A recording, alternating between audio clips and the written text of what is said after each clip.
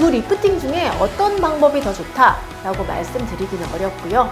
각각의 장단점과 특징을 고려하여 본인에게 적합한 리프팅 시술을 결정하는 것이 좋을 것 같습니다. 실리프팅은 아무래도 이물질을 삽입하는 부분이 있기 때문에 이 부분에 대한 부담감이 크신 분이라면 선택을 안 하시는 게 좋을 거고요. 피부가 얇고 민감해서 열원을 이용한 리프팅 치료에 부담이 있으신 분들이나 윤곽이나 볼륨에 관한 변화를 원한다면 매선 리프팅을 하는 것이 적합할 것으로 생각됩니다.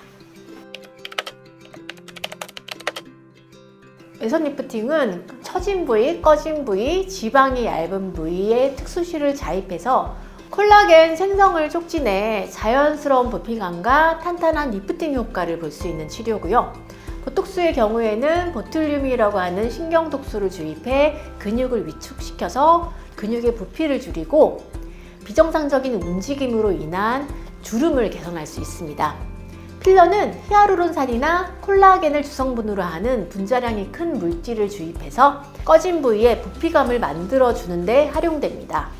이 시술들이 꺼진 부위와 주름을 개선하기 위해 사용되는 시술들이지만 각각의 시술이 가지는 특징과 시술 부위의 상태에 따라 적합한 시술을 받으시는 것이 좋겠습니다.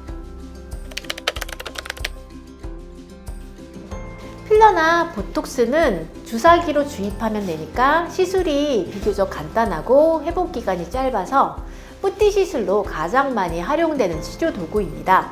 그런데 필러는 액체이기 때문에 시간이 흐르면서 위치가 이동할 수 있습니다. 예를 들면 팔자 부위에다가 필러를 넣는데 1, 2주가 흐른 뒤에 옆으로 이동해서 그 부위가 볼록해진다든지 이런 부작용이 생길 수 있습니다. 또 혈관에 필러가 잘못 주입되었을 경우 혈관을 막을 수 있어서 괴사가 일어나는 심각한 부작용도 발생할 수 있습니다. 보톡스는 신경이 마비되기 때문에 부자연스러운 표정이나 특유의 불편감을 싫어하시는 분들이 있습니다. 매선은 필러나 보톡스가 가진 이런 문제들을 만들지 않습니다. 그래서 자연스럽고 안전한 시술로는 더 적합합니다.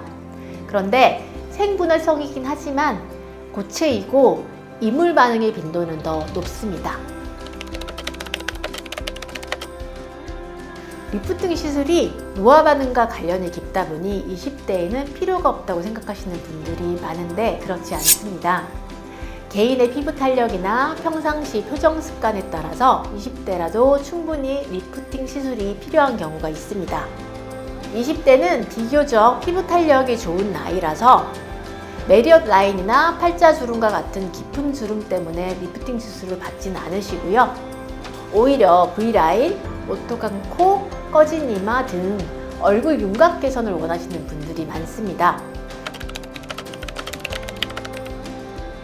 모든 리프팅 치료는 영구적이지 않습니다. 심지어 가장 강한 리프팅 치료인 리프팅 수술조차 영구적이지 않습니다. 필러 보톡스는 유지기간이 최대한 6개월 정도인데 반해서 매선을 이용한 리프팅은 1년에서 1년 반 정도 치료 주기를 갖기 때문에 상대적으로 긴 편에 속합니다.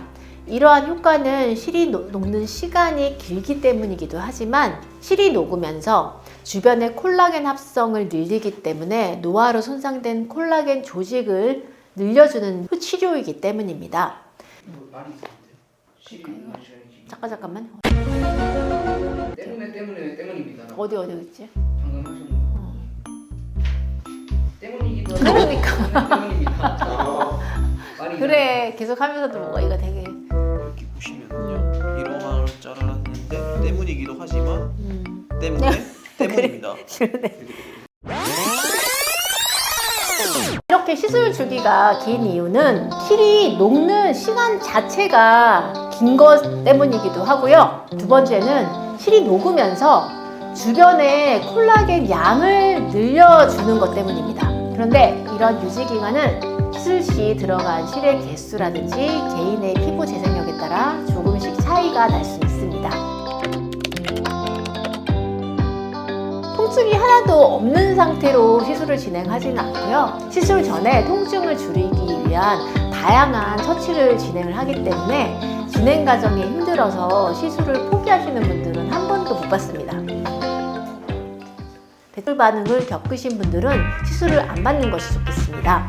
매선, 멀티스레드 매선, 메쉬 매선, 태본 매선, 가시 매선 등 다양한 종류의 그냥 다른 쪽이었어요.